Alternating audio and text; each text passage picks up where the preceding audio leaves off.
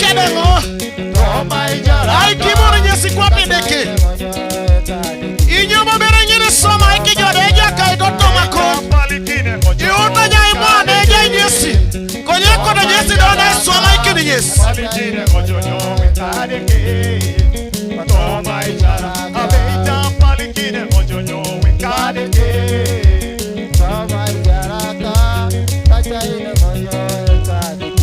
Swahili kekone poroto ne jakait. Jalo seto mo chelonga ke kaita sono. Kai apara. Ke taule bila kina. Biraijo papa kaideke ka. Mananga pero tai todo la isumu ne ta kone no kaideke. Mananga pero tai ne makini kwa ikotoriyo.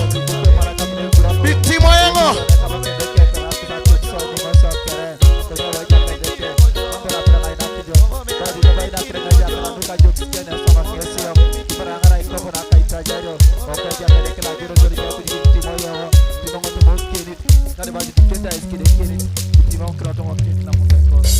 So ililinki mame jeja kai.